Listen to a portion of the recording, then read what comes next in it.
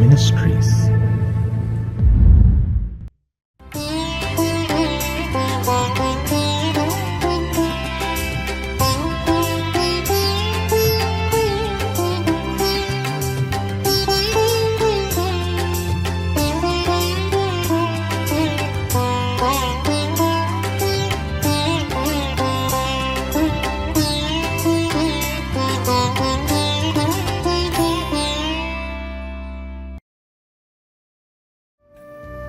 கர்த்தருடைய பரிசுத்த நாமம் மகிமைப்படுவதாக. கிறிஸ்துவுக்குள் மிகவும் பிரியமானவர்களே, மகிழ்ச்சிகரமான இந்த 3வது மாதத்தின் முதல் நாளிலே காட் கூசிஸ் மினிஸ்ட்ரி சார்பாக தேவனாகிய கர்த்தர் உங்களையும் உங்கள் குடும்பங்களையும் உங்கள் ஊழியங்களையும் ஆசீர்வதிப்பாராக. தேவனாகிய கர்த்தர் இந்த மாதத்திலே உங்கள் முன்பாக சென்று எல்லா தடைகளையும் அகற்றுவார் என்று விசுவாசித்து அதை உறுதிப்படுத்துகிறேன். தேவனுடைய கிருபையும் சமாதானமும் பாதுகாப்பும் தயவும் உங்களோடு இருக்க வாழ்த்துகிறேன். இந்த மாதத்திலே தேவனாகிய கர்த்தர் நமக்கு முன்பாக சென்று சகல தடைகளையும் நீக்கி நாம் ஜெயம் கொள்ளும்படியாக, நாம் கர்த்தருக்குள் மகிழ்ந்திருக்கும்படியாக அவர் நமக்கு உதவி செய்வார். தொடர்ந்து தேவனுடைய நாமத்தை எல்லா சூழ்நிலைகளிலும் துதிக்கவும் ஸ்தோத்தரிக்கவும் உங்களை ஒப்பு கொடுங்கள். அவருடைய இரக்கம் பெரியது. தொடர்ந்து அவர் உங்களை நடத்த உண்மையுள்ளவராயிருக்கிறார். தேவனாகிய கர்த்தர் உங்களையும் உங்கள் குடும்பங்களையும் ஆசீர்வதிப்பாராக. ஆமென்.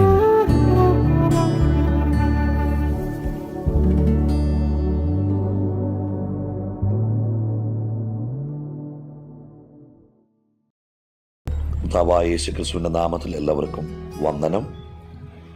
ഈ ശബ്ദം ശ്രവിക്കുന്ന എല്ലാ പ്രിയപ്പെട്ടവരെയും കർത്താവ് അനുഗ്രഹിക്കട്ടെ. ഗോഡ്സ് ഹോസീസ് മിനിസ്ട്രിയുടെ ഡയറക്ടറായിരിക്കുന്ന ദേവദാസൻ തോമസ് അവറുകൾ, മറ്റ് ശ്രേഷ്ഠന്മാരായ കർത്തൃദാസന്മാർ, എല്ലാവർക്കും വന്ദനം.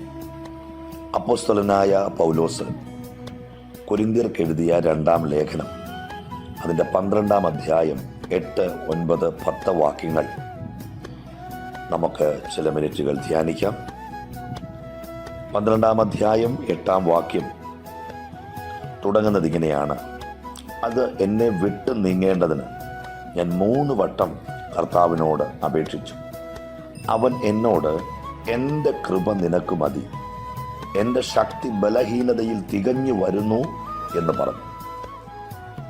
ആകയാൽ ക്രിസ്തുവിൻ്റെ ശക്തി എൻ്റെ മേൽ ആവസിക്കേണ്ടതിന് ഞാൻ അതിസന്തോഷത്തോടെ എൻ്റെ ബലഹീനതകളിൽ പ്രശംസിക്കും. 10ാമത്തെ വാക്യം: അതുകൊണ്ട് ഞാൻ ക്രിസ്തുവിന് വേണ്ടി ബലഹീനത, കയ്യേറ്റം, ബുദ്ധിമുട്ട്, ഉപദ്രവം, ഞെരുക്കം എന്നിവ സഹിപ്പാൻ ഇഷ്ടപ്പെടുന്നു. ഞാൻ ബലഹീനനായിരിക്കുമ്പോൾ തന്നെ ശക്തനാകും. പൗലോസ് വ്യക്തതയോടുകൂടി 10ാം വാക്യത്തിൻ്റെ അവസാനം പറഞ്ഞിരിക്കുന്ന കാര്യങ്ങൾ, ഒരു പ്രാർത്ഥനയുടെ മറുപടി പൗലോസിന് ലഭ്യമായതുകൊണ്ട് ആ മറുപടി നിമിത്തം അദ്ദേഹം സഹിക്കുവാൻ തയ്യാറായ ചില കാര്യങ്ങളെക്കുറിച്ച് നമ്മൾ കേട്ടു. എന്നാൽ ഈ തൻ്റെ ലേഖനങ്ങൾ നമ്മൾ പരിശോധിക്കുമ്പോൾ അവിടെയെല്ലാം കഷ്ടതയിൽ, പ്രതിസന്ധികളിൽ, പോരാട്ടങ്ങളിൽ, ആപത്തുകളിൽ, ഉപദ്രവങ്ങളിൽ സഹിഷ്ണുതയോടെ സഹിച്ച മനുഷ്യൻ ഈ പുസ്തകം അവസാനിക്കുമ്പോൾ അദ്ദേഹം പറയുക, എന്നെ വിട്ടത് നീങ്ങണം. 3 വട്ടം ദൈവത്തോട് ചോദിക്കുക. പക്ഷെ ചോദിച്ചതിനുള്ള ഒരു മറുപടി അല്ല ദൈവം കൊടുക്കുന്നത്. പക്ഷെ ചോദിച്ച ചോദ്യത്തിലും അധികമായ ഒരു വലിയ മറുപടി. ചോദിച്ചതൊന്ന്, ദൈവം നൽകി കൊടുത്തതൊന്ന്. നമ്മൾ സിസ്റ്റമാറ്റിക്കായിട്ട് വചനം പഠിക്കുമ്പോൾ 8ാം വാക്യം ചോദ്യം, 9ാം വാക്യം ഉത്തരം, 10ാം വാക്യം ഉത്തരം കേട്ട പൗലോസിന്റെ പ്രതികരണമാണ്. ഒന്നുകൂടെ ഞാൻ ആവർത്തിക്കുന്നു. 2 കൊരിന്ത്യർ ലേഖനം 12ാം അധ്യായം 8ാം വാക്യം പൗലോസിന്റെ ചോദ്യവും 9ാമത്തെ വാക്യം ദൈവത്തിങ്കിൽ നിന്നുള്ള പൗലോസിന് വേണ്ടിയുള്ള മറുപടിയും 10-ാം വാക്യം മറുപടി കേട്ട പൗലോസിൻ്റെ പ്രതികരണവുമാണ്. പ്രിയപ്പെട്ടവരെ, എന്നെ ശ്രദ്ധിക്കുന്ന ദൈവദാസന്മാരെ, ദൈവമക്കളെ, നമ്മൾ ദൈവത്തോട് ചോദിക്കുന്ന ചോദ്യം ശ്രദ്ധിക്കുന്ന ഒരു ദൈവമുണ്ട്. നമ്മൾ ദൈവത്തോട് യാചിക്കുന്ന യാചന കേൾക്കുന്ന ഒരു ദൈവമുണ്ട്. നാം ദൈവസന്നിധിയിൽ നിലവിളിക്കുന്ന നിലവിളി ശ്രദ്ധിക്കുന്ന ഒരു ദൈവമുണ്ട്. അതുകൊണ്ട് തന്നെ പറയുന്നു വചനം, എളിയവരുടെ നിലവിളിക്ക് ചെവി പൊത്തിക്കളയാത്ത ദൈവം. കർത്താവിൻ്റെ കണ്ണ് നീതിമാന്മാരുടെ മേലും അവരുടെ പ്രാർത്ഥനയ്ക്ക് ദൈവത്തിൻ്റെ ചെവി തുറന്നിരിക്കുന്നു. അപ്പോൾ നമ്മെ അറിയുന്ന, നമ്മെ കാണുന്ന, നമ്മുടെ അവസ്ഥകൾ വ്യക്തമായി നന്നായി അറിയുന്ന ഒരു ദൈവം നമുക്കുണ്ട് എന്നുള്ള ഉത്തമമായ ഉറപ്പും ബോധ്യവും ആ ഒരു ദൃഢമായ ധൈര്യവും നമുക്കുണ്ടാവണം. അതുകൊണ്ട് തന്നെയാണല്ലോ യോശുവയോട് ദൈവം പറയുന്നത്, മോശ മരിച്ചു കഴിഞ്ഞ് അനന്തരമുള്ള കാര്യങ്ങളിലേക്ക് അദ്ദേഹത്തെ ദൈവം നിയോഗിക്കുമ്പോൾ, ദൈവം അദ്ദേഹത്തെക്കുറിച്ചുള്ള പദ്ധതികൾ പ്ലാൻ ചെയ്യുമ്പോൾ അദ്ദേഹത്തിൻ്റെ ഹൃദയത്തിനകത്തൊരു ചിന്ത, എനിക്ക് മുമ്പിൽ ലീഡറായിട്ട് നിന്ന മോശയെ എറിയാൻ കല്ലെടുത്തവർ, മോശയ്ക്കെതിരെ വിരൽ ചൂണ്ടിയവർ, മോശയ്ക്കെതിരെ ആക്രോശിച്ചവർ, പിറുപിറുത്തവർ, ഈ ഒരു ജനതയെ മുൻപോട്ട് നയിക്കാൻ എനിക്ക് എങ്ങനെ കഴിയും? ആകെ പതറി, ആകെ തളർന്നു, മാനസികമായി വല്ലാത്ത അവസ്ഥകളിലായി. പക്ഷെ അവിടെയും ദൈവം പറയുന്നു, ഞാൻ മോശയോട് കൂടെ ഇരുന്നത് പോലെ നിന്നോട് കൂടെ ഇരിക്കും. അതിൻ്റെ അർത്ഥം യോശുവയെ ദൈവം വ്യക്തമായി അറിഞ്ഞു. അവൻ്റെ മനോഭാവം, അവൻ്റെ അവസ്ഥകൾ, അവൻ്റെ ബലഹീനത, അവൻ്റെ സാഹചര്യങ്ങൾ എല്ലാം വളരെ വ്യക്തമായി അറിഞ്ഞിട്ടാണ് ദൈവം അവനൊരു മറുപടി കൊടുക്കുന്നത്. ആ മറുപടിയാണ് നമ്മൾ മനസ്സിലാക്കേണ്ടത്. പ്രിയരെ, ദൈവം പറയുക, നീ ഉറപ്പും ധൈര്യവും ഉള്ളവനായിരിക്കാം. ഈ ശബ്ദം കേൾക്കുന്ന പ്രിയപ്പെട്ടവരോട് ഞാൻ പറയുന്നു, ഒരുപക്ഷെങ്കിൽ മാനസികമായി, ശാരീരികമായി, ആത്മീകമായി നിങ്ങൾ തളർന്നവരാകാം പല പല വിഷയങ്ങളിൽ. പക്ഷേ അവിടെ ദൈവം നിങ്ങളെ കാണുന്നു, ദൈവം നിങ്ങളെ അറിയുന്നു. കർത്താവ് പറയുന്നു, നിങ്ങൾ ഉറപ്പും ധൈര്യവും ഉള്ളവരായി. അത് രണ്ടും നമുക്ക് നഷ്ടപ്പെടരുത്. പലപ്പോഴും നമ്മുടെ ജീവിതത്തിൽ നമുക്ക് നഷ്ടപ്പെടുന്നത് പല കാര്യങ്ങളെക്കുറിച്ചുള്ള ഉറപ്പാണ്. പലപ്പോഴും നമുക്ക് ചോർന്നു പോകുന്നത് നമ്മുടെ ധൈര്യമാണ്. അതുകൊണ്ട് ഉറപ്പും ധൈര്യവും ഉള്ളവനായിരിക്കുക. നീ പോകുന്ന ഇടത്തൊക്കെയും ഞാൻ നിന്റെ കൂടെയുണ്ട്. ദൈവം കൊടുക്കുന്ന ശക്തമായ വാഗ്ദത്തം, ആ വാക്കിൻ്റെ ഘനം, അതിൻ്റെ ശക്തിയുടെ മികവ്, അതിൻ്റെ ശ്രേഷ്ഠത യോശുവ തിരിച്ചറിഞ്ഞ് അതിനനുസൃതമായി അവൻ സഞ്ചരിച്ചു. ചിലതിനെയൊക്കെ അവൻ അവകാശമാക്കി. നമുക്കറിയാം ആ ചരിത്രം. ഞാൻ പറയുന്നതിൻ്റെ സാരം, നാം ചോദിക്കുന്ന ചോദ്യത്തിന് മറുപടി തരുന്ന ഒരു ദൈവം സ്വർഗത്തിലുണ്ട്. മനുഷ്യനൊരു പക്ഷേ ശ്രദ്ധിച്ചെന്ന് വരികയില്ല, മനുഷ്യനൊരു പക്ഷേ കണ്ടെന്ന് വരികയില്ല, മനുഷ്യനൊരു പക്ഷേ അറിഞ്ഞെന്ന് വരികയില്ല. പക്ഷെ വ്യക്തമായി കാണുന്ന ഒരു സർവശക്തനായ ദൈവം സ്വർഗത്തിലുണ്ട്. മുകളിൽ ആകാശത്തെയും താഴെ ഭൂമിയെയും സമുദ്രത്തെയും അതിലുള്ളതിനെയും ഒക്കെ നിർമ്മിച്ച്, ഭൂലോകത്തെയും ഭൂമണ്ഡലത്തെയും ഒക്കെ സകല കാര്യങ്ങളിലും സൃഷ്ടിച്ച് ദൈവം, ആ കർത്താവ് നമ്മെ അറിയാതിരിക്കുമോ? അത് നമ്മൾ ചിന്തിക്കേണ്ടിയിരിക്കുന്നു. അതുകൊണ്ട് പൗലോസ് ചോദിച്ച ചോദ്യം 3 വട്ടം ചോദിച്ചു. 3 വട്ടം ദൈവത്തോട് ചോദിക്കുന്നു. നമുക്കറിയാം, അപ്പോസ്തല പ്രവൃത്തി 9-ാം അധ്യായത്തിനകത്ത് ദമസ്കോസിന്റെ പടിവാതിൽക്കൽ സൂര്യനെ വെല്ലുന്ന ഒരു പ്രകാശം നട്ടുച്ച നേരത്ത് അവിടെ വരുന്നു. അവൻ തറയിൽ വീഴുന്നു, അവൻ അന്ധനാകുന്നു. കുറച്ചുപേര് പിടിച്ചുകൂട്ടിച്ച് യൂദയുടെ വീട്ടിൽ, നിർവീഥി എന്ന തെരുവിൽ ഒരു വീട്ടിൽ കൊണ്ടിരുത്തുന്നു. അവിടെ അദ്ദേഹം പ്രാർത്ഥിക്കുന്നു. അന്ന് മുതൽ പ്രാർത്ഥിച്ച് ദൈവത്തോട് കാര്യങ്ങൾ ചോദിച്ചു തുടങ്ങിയ ഒരു മനുഷ്യനാണ്. നമുക്കറിയാം, അനന്യാസിന്റെ വരവോടുകൂടി അദ്ദേഹത്തിൻ്റെ കണ്ണു തുറക്കുന്നു, ദൈവത്തിൻ്റെ നിയോഗം അറിയിക്കുന്നു. അന്ന് മുതൽ കർത്താവിന് വേണ്ടി കഷ്ടങ്ങളും വേദനകളും അനുഭവിക്കുവാൻ ഇറങ്ങിത്തിരിച്ചൊരു മനുഷ്യൻ. ആ മനുഷ്യൻ പലതും പറഞ്ഞ് നമുക്കറിയാം. കഷ്ടത സഹിക്കണം, കഷ്ടം അനുഭവിക്കാൻ വരം തന്നിരിക്കുന്നു, കഷ്ടങ്ങളെ നിങ്ങൾ വിചാരിച്ചാൽ കഷ്ടങ്ങൾ സാരമില്ല, പരീക്ഷ സഹിക്കുന്ന മനുഷ്യൻ ഭാഗ്യവാൻ, ദൈവം നിങ്ങൾക്ക് കഴിയുന്നതിന് മീതെ ഒരു പരീക്ഷ നിങ്ങൾക്ക് തരികയില്ല, അഥവാ പരീക്ഷ നിങ്ങൾക്കുണ്ടെങ്കിൽ അതോടുകൂടെ പോക്കുവഴിയും ഉണ്ടാക്കും. താൻ തന്നെ പരീക്ഷിതനായി കഷ്ടം അനുഭവിച്ചിരിക്കിയാൽ പരീക്ഷിക്കപ്പെടുന്നവരെ സഹായിപ്പാൻ അവൻ പ്രാപ്തനാണെന്നും പലയിടങ്ങളിൽ പറഞ്ഞ മനുഷ്യൻ ഇവിടെ ചോദിക്കുന്നു, 3 വട്ടം ദൈവത്തോട് ചോദിക്കുന്നു. പക്ഷെ ആ ചോദിച്ചതിനൊരു മറുപടിയല്ല ദൈവം കൊടുത്തത്. അതിലും ഉപരിയായ ഒരു മറുപടി, ദൈവത്തിൻ്റെ കൃപ. ഈ ദിവസങ്ങളിൽ ചില ചോദ്യങ്ങൾ നമ്മൾ ദൈവത്തോട് ചോദിക്കുന്നവരാവാം. പക്ഷേ ഒരുപക്ഷെ ചോദ്യത്തിനുള്ള മറുപടിയല്ല നമുക്ക് ലഭ്യമാകുന്നത്.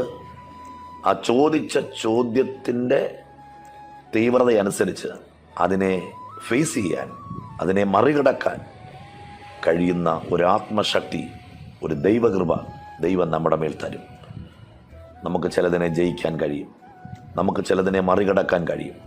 അതുകൊണ്ട് പ്രിയരെ, ചിലപ്പോൾ ചില വിഷയങ്ങൾക്ക് മറുപടി നാം ചോദിക്കുന്നതല്ല നമുക്ക് ലഭ്യമാകുന്നത്. ചിലപ്പോൾ ചോദിച്ചതിന് മറുപടി നമുക്ക് ലഭ്യമാകും. എന്നാൽ എല്ലാം ദൈവത്തിൻ്റെ പദ്ധതി പ്രകാരമേ കാര്യങ്ങൾ നടക്കുകയുള്ളൂ. ഒരു പക്ഷെങ്കിൽ പൗലോസ് 3 വട്ടം ചോദിച്ച ചോദ്യത്തിന് ദൈവം മറുപടി കൊടുത്തിരുന്നെങ്കിൽ അവസാനം പൗലോസ് പറയില്ലായിരുന്നു, ഞാൻ നല്ല പോർ പൊരുതി, ഓട്ടം തികച്ചു, വിശ്വാസം കാത്തു, നീതിയുടെ കിരീടം എനിക്കായി വച്ചിരിക്കുന്നു. പ്രിയപ്പെട്ടവരെ, ചിലതൊക്കെ നമ്മളിൽ നിന്ന് മാറാതിരിക്കുന്നത് നമ്മൾ നിത്യതയിൽ എത്തണമെന്ന ദൈവത്തിന് ഉത്തമമായ ബോധ്യമുണ്ട്. ചിലതൊക്കെ മാറാതിരിക്കുന്നത് നാം നിത്യതയിൽ കാണണമെന്ന് ദൈവം ആഗ്രഹിക്കുന്നു. ഞാനിങ്ങനെ ചിന്തിക്കുന്നു, പൗലോസിനോട് ദൈവം പറഞ്ഞു കാണും, പൗലോസേ, താങ്കളുടെ ദർശനത്തെക്കാൾ, വെളിപ്പാടിനേക്കാൾ, പ്രസംഗത്തെക്കാൾ, നിങ്ങളുടെ ആ വലിയ ആത്മശക്തിയേക്കാൾ നിങ്ങൾ നിത്യതയിൽ എത്തണമെന്നാണ് എൻ്റെ ആഗ്രഹം. ബാക്കിയുള്ളതെല്ലാം പുറകെ നിൽക്കട്ടെ, പക്ഷേ ആത്യന്തികമായ ലക്ഷ്യം നിങ്ങൾ നിത്യതയിൽ എത്തണമെന്നുള്ളത്. അതുകൊണ്ട് ചിലതൊക്കെ മാറാതിരിക്കുന്നെങ്കിൽ ഓർത്തുകൊള്ളുക, ദൈവത്തിനൊരു ഉദ്ദേശമുണ്ട്. എന്നാൽ അത് മാറുന്നില്ല എങ്കിൽ അതിനെ മറികടക്കാൻ ആവശ്യമായ ദൈവത്തിൻ്റെ കൃപ ദൈവം നമുക്ക് നൽകിത്തരും. പ്രിയരെ, 8-ാം വാക്യം ചോദ്യം, 9-ാം വാക്യം പറയുന്നു, എൻ്റെ കൃപ നിനക്ക് മതി, എൻ്റെ ശക്തി ബലഹീനതയിൽ തികഞ്ഞു വരുന്നു. ബലഹീന സാഹചര്യങ്ങളിൽ ദൈവത്തോട് ചോദിക്കുന്ന ചോദ്യങ്ങൾക്ക് കൃപ തന്ന് നമ്മെ അവിടെ നിലനിർത്തുവാൻ കരുത്തനായ ഒരു ദൈവം, തകർന്നു പോകാതെ, താളടിയാകാതെ, വീണു പോകാതെ നമ്മെ ജയത്തോടെ നിർത്തുന്ന ദൈവത്തിന് സ്തോത്രം പറഞ്ഞുകൊണ്ട് ഓരോ ദിവസവും മുൻപോട്ട് പോകുവാൻ ദൈവം നമ്മളെ സഹായിക്കട്ടെ. 10-ാം വാക്യം നിങ്ങൾ ശ്രദ്ധിച്ച്, ദൈവത്തിങ്കിൽ നിന്നും മറുപടി കേട്ട പൗലോസിൻ്റെ പ്രതികരണം. പലർക്കും ഇങ്ങനെയില്ല. ചോദ്യം ദൈവത്തോട് ചോദിക്കും, ആൻസർ കിട്ടും, പിന്നെ ദൈവത്തോടൊരു പ്രതികരണമില്ലാതെ പോകുന്ന ആൾക്കാരെ നമുക്കറിയാം. എന്നാൽ ഈ ദിവസങ്ങളിൽ പൗലോസിനെ പോലെ പ്രാർത്ഥനയ്ക്ക് മറുപടി കിട്ടുമ്പോൾ, ദൈവാനുഗ്രഹം പ്രാപിക്കുമ്പോൾ ദൈവത്തിൻ്റെ മുമ്പിൽ നല്ല നിലയിൽ പ്രതികരിക്കാൻ നമുക്ക് കഴിയണം. അദ്ദേഹം പറയുക, ദൈവം കൊടുത്ത മറുപടി കേട്ട പൗലോസിൻ്റെ പ്രതികരണം, അതുകൊണ്ട് ഞാൻ ക്രിസ്തുവിൻ്റെ ശക്തി എൻ്റെ മേൽ ആവസിക്കേണ്ടതിന് ഞാൻ അതിസന്തോഷത്തോടെ എൻ്റെ ബലഹീനതകളിൽ പ്രശംസിക്കും. പ്രിയരെ, ദൈവശക്തി നമ്മളിൽ നിലനിൽക്കണമെങ്കിൽ നമ്മൾ ബലഹീനതയിൽ പ്രശംസിക്കുന്നവരാകണം. ദൈവാത്മാവിൻ്റെ സ്വാധീനം നമ്മളിൽ നിലനിൽക്കണമെങ്കിൽ നമ്മുടെ ബലഹീന സാഹചര്യങ്ങളിൽ നമ്മൾ കരുത്തോടെ, ഉറപ്പും ധൈര്യത്തോടെ നിൽക്കുന്നവരാകണം. അടുത്ത അദ്ദേഹം പറയുക, അതുകൊണ്ട് ഞാൻ, ഏതുകൊണ്ട്? എൻ്റെ ബലഹീനതയിൽ ആത്മശക്തി ഇറങ്ങി വരുന്നത് കൊണ്ട്. ബലഹീനതയും കയ്യേറ്റവും ബുദ്ധിമുട്ടും ഉപദ്രവവും ഞെരുക്കവും ഞാൻ സഹിപ്പാൻ ഇഷ്ടപ്പെടുന്നു. കാരണം ഞാൻ ബലഹീനനാകുമ്പോഴാണ് ഏറ്റവും കൂടുതൽ ശക്തി ഉള്ള ഒരു വ്യക്തിയായി മാറുന്നത്. അതുകൊണ്ട് ഈ ദിവസങ്ങളിൽ പ്രിയപ്പെട്ടവരെ, ബലഹീനതയിൽ ശക്തി തരുന്ന ഒരു ദൈവം നമുക്കുണ്ട്. ആ ദൈവത്തിലുള്ള ഉറപ്പും ധൈര്യവുമായി നമുക്ക് മുമ്പോട്ട് സഞ്ചരിക്കാം. നമ്മുടെ ശുശ്രൂഷകൾ, നമ്മുടെ കുടുംബം എല്ലാം ദൈവത്താൽ അനുഗ്രഹിക്കപ്പെടട്ടെ. പ്രത്യേകിച്ച് എൻ്റെ ഈ ശബ്ദം ശ്രവിക്കുന്ന എല്ലാ ദൈവദാസന്മാരെയും കർത്താവ് ധാരാളമായി അനുഗ്രഹിക്കട്ടെ എന്ന് പ്രാർത്ഥിക്കുന്നു. കർത്താവ് അനുഗ്രഹിക്കട്ടെ. നമുക്ക് പ്രാർത്ഥിക്കാം. സ്വർഗസ്ഥനായ ഞങ്ങളുടെ പ്രിയ പിതാവേ, ഞങ്ങൾ കേട്ട ദൈവവചന ചിന്തകൾ ഞങ്ങളുടെ ജീവിതത്തിന് അനുഗ്രഹത്തിനും ആശ്വാസത്തിനും കാരണമാകട്ടെ. എല്ലാ ദൈവദാസന്മാരെയും അവരുടെ ശുശ്രൂഷകളെ ദൈവം അനുഗ്രഹിക്കണം. പ്രത്യേകിച്ച് ഗോഡ്സ് ഹോസീസ് മിനിസ്ട്രിയുടെ ഡയറക്ടർ ആയിരിക്കുന്ന തോമസ് സാറിനായി പ്രാർത്ഥിക്കുന്നു. മറ്റു സഹഭടന്മാരെ ഞങ്ങൾ ഓർക്കുന്നു. കർത്താവ് അനുഗ്രഹിക്കണം. ശുശ്രൂഷയുടെ അതിരുകളെ വിശാലമാക്കി ആത്മശക്തിയുടെ അളവറ്റ വലിപ്പം ഓരോ മക്കളുടെ മേലും ദൈവം വെളിപ്പെടുത്തണം. എല്ലാ മഹത്വം അങ്ങേക്ക് യേശു ക്രിസ്തുവിൻ നാമത്തിൽ തന്നെ പിതാവേ. ആമേൻ, ആമേൻ, ആമേൻ.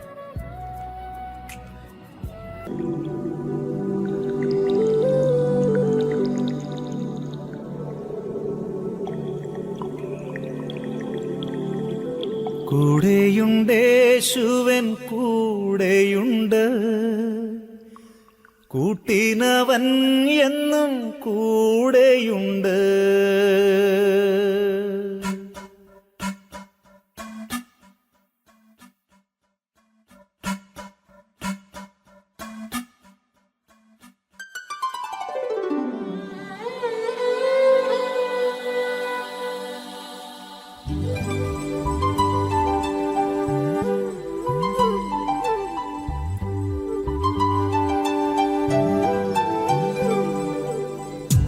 കൂടെയുണ്ടേശുവൻ കൂടെയുണ്ട്, കൂട്ടിനവൻ എന്നും കൂടെയുണ്ട്. കൂടെയുണ്ടേശുവൻ കൂടെയുണ്ട്, കൂട്ടിനവൻ എന്നും കൂടെയുണ്ട്. കൂരിരുൾ താഴ്വരെ കൂടെയുണ്ട്, കൂട്ടാളിയായിട്ടൻ കൂടെയുണ്ട്. കൂരിരുൾ താഴ്വരെ കൂടെയുണ്ട്, കൂട്ടാളിയായിട്ടൻ കൂടെയുണ്ട്.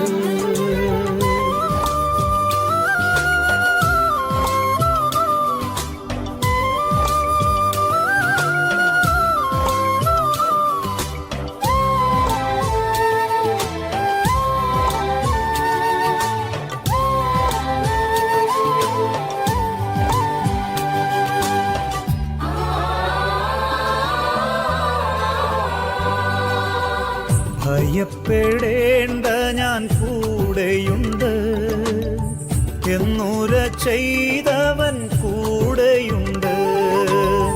ഭയപ്പെടേണ്ട ഞാൻ കൂടെയുണ്ട്, എന്നുര ചെയ്തവൻ കൂടെയുണ്ട്. പേടിക്കയില്ല ഞാൻ മരണത്തെയും, മരണത്തെ ജയിച്ചവൻ കൂടെയുണ്ട്. പേടിക്കയില്ല ഞാൻ മരണത്തെയും, മരണത്തെ ജയിച്ചവൻ കൂടെയുണ്ട്.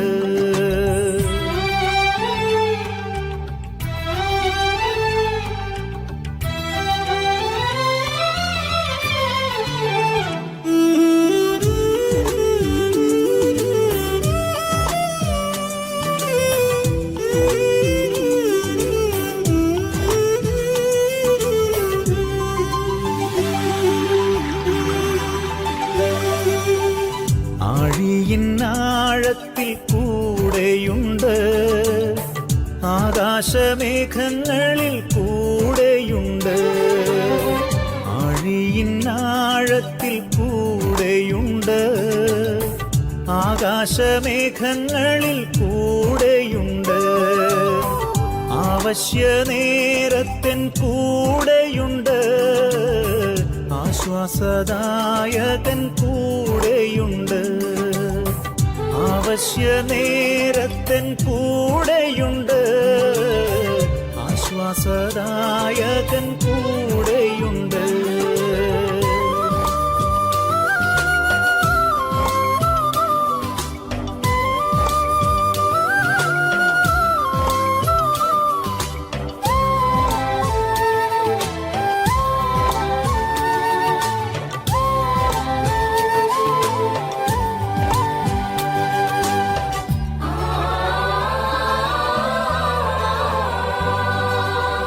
വെള്ളത്തിൽ കൂടി ഞാൻ കടന്നിടിലും, വെള്ളമെൻ മീതെ കവിയുകില്ല. വെള്ളത്തിൽ കൂടി ഞാൻ കടന്നിടിലും, വെള്ളമെൻ മീതെ കവിയുകില്ല. വെന്തു പോകില്ല ഞാൻ തീയിൽ നടന്നാൽ, എൻ താതൻ എന്നോടു കൂടെയുണ്ട്. വെന്തു പോകില്ല ഞാൻ തീയിൽ നടന്നാൽ, എൻ താതൻ എന്നോടു കൂടെയുണ്ട്.